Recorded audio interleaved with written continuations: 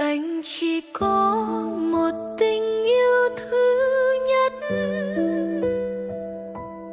anh cho em kèm với một lá thơ.